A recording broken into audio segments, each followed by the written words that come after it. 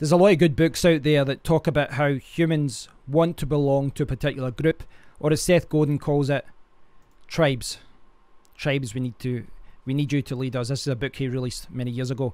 Very interesting concept. Now, I think this is natural. I think it's natural for people to want to belong. We see it in all walks of life. People that are loyal to their country, they're loyal to a particular political group, they're loyal to a particular football team, basketball team, loyal to their local sports club, loyal to a particular martial art. We see this all the time, and in the tech world we see it. Xbox versus PlayStation, Android versus Apple. But in the cryptocurrency world, that kind of loyalty isn't as harmless as the Xbox versus PlayStation thing. I think if you're very, very loyal to a coin to the point of delusion, it will cost you money. Now, this has happened this week. Well, it happens every day, but there's a good example of it this week. Verge was posting about their upcoming update, and they said that we're on track for Tuesday, April 17th. Everyone here at Verge is excited to finally see this day unfold. The donations we raised are fueling efforts on a few fronts, especially on the Ledger Nano integration and Verge integration and payment gateway level. The problem with that is that one of the main developers of Nano has come out and said Ledger does not charge for coin integration anymore. Either the integration is provided by the community, which we help for free, or we follow our own integration roadmap. Have a nice day. That's a very professional, very polite way of saying that isn't true. So they are saying, the millions of dollars that they've invested, that they've had donated, this is where the problem is, and they've said that it's for Ledger's Nano integration. They're saying it's not.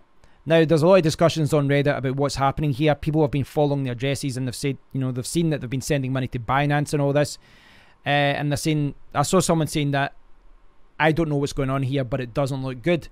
Now, we don't know the truth yet. We don't know what's going on in the background. We don't know what they're doing with the funds. And, the same criticism could be levelled at a lot of teams.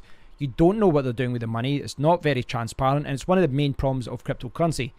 But I think it's very healthy to criticise it and ask questions. Putting your fingers in your ears, which I can't do right now, but putting your fingers in your ears and just going, la, la, la, la, la, I can't hear you, isn't very advisable. Someone posted this on Reddit, and they said, current sentiment in the Verge subreddit, the Ledger team is just lying to FUD and make all the weak hands sell. HODL, go virgins. So they're saying that the Nano team is saying this to get their coins. And that's simply not true. That's a one-way ticket to Crazy Town. So I think that kind of thinking, where you think everything is a conspiracy theorist against what you're invested in, is quite dangerous, and it will cost you money.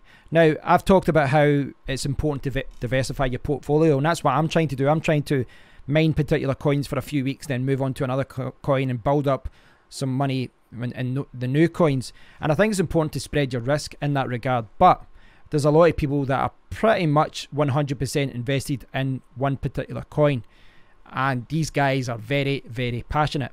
Now, there are a lot of coins out there, and I've seen this in the live streams where people say, have you heard about this coin? Have you heard about that ICO? Have you heard about that coin?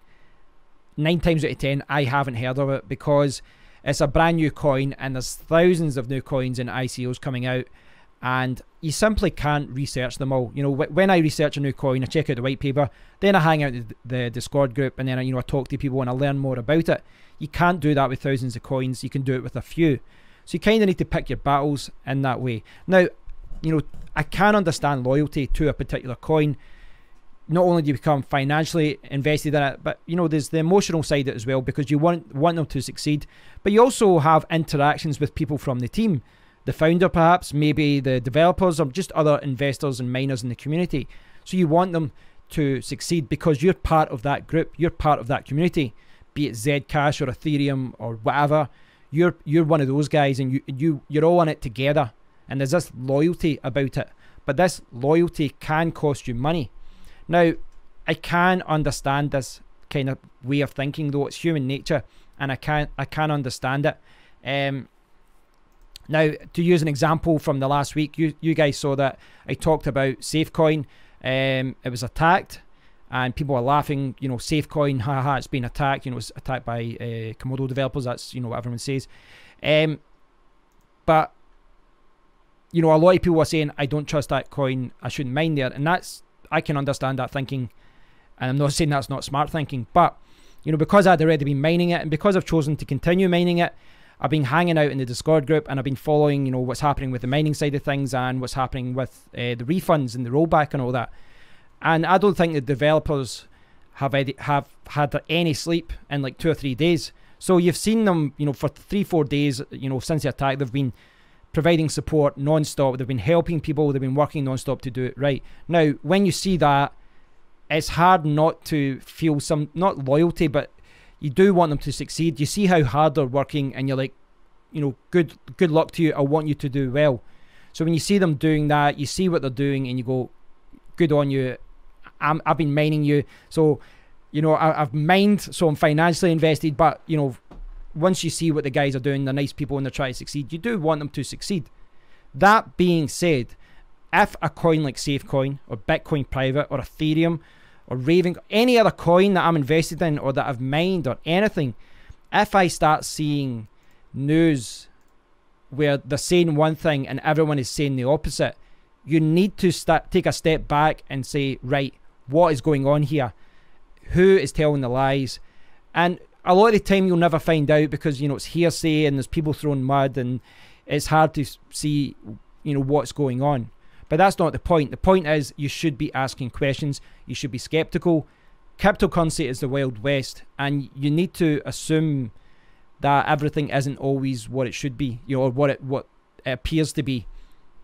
As a YouTuber, I see this every day of the week. People that are so passionate about the coin that they don't have this skepticism. They don't have the facility to ask the questions they need to ask. And I know there's particular videos and subjects that whenever I talk about them, you know, a particular coin, or I criticize any coin, whenever I criticize any coin, in fact, I get abuse for it. Last week when I showed what the Komodo developers were talking about, laughing about the fact that, you know, the Safecoin attack, they were laughing about it and all that, and I was showing people about it, I got a torrent of abuse for days from Komodo shills, Komodo fans. And no one actually debated, you know, no one was actually debating the point. They were just, you know, or someone tried to debate the point, but they were, you know, they're throwing in racism and abuse and all that. So I just throw them all to spam. And this is what happens. You know, I've seen it with the Ponzi schemes. I've talked about Ponzi schemes, and then I get abused. People abuse me and say, oh, you're just a shill, or you don't understand how this scheme works and all this. And this is the thing, guys. You need to have skepticism. You need to have an open mind about this and look at both sides of it. I think everyone is guilty of not doing that, though. Everyone, including myself. One reason being that you don't always know all the news, because there's so much news out there. But the point is, you should always have critical thinking, and you should always, you know, you should always be available to know that you could be wrong. You could be wrong. And, you know, in this video, in my videos, I will be wrong at one point, and you will come back and link to a video I've done and say, see, you were 100% wrong about that. But at the end of the day, investors, miners, or even just people on YouTube, you can only say or do what, you know, with the information you have at the time. Down the line, that's when you need to make the critical decisions. So yes, I might talk about a coin being good down the line, but when you start seeing news that you know, that shows that something is wrong there, it pays to be critical. Be loyal. It makes sense to be loyal to coins that you've invested in, but don't be delusional. Don't be crazy. Let me know what you think, guys. There's not a day in the week someone doesn't say you're a shill, or you're a whatever, or you're trying to promote FUD. I've actually had it with the same video where someone accused me of being a shill and promoting FUD, so I don't know where I stand. But yeah, let me know what you think about this subject, guys. I think it's an interesting subject, but we see it every day of the week. We do see it every day of the week in cryptocurrency. We see people that are so delusional that they'll go down with the ship with every coin, and it's not good. You will lose money. So thanks for watching, guys. I do appreciate it. I hope you all have a fantastic weekend, or what's left of it. It is Sunday. Please do leave a comment. Excuse me. Please do leave a comment, and I'll speak to you all in the next one. Take care.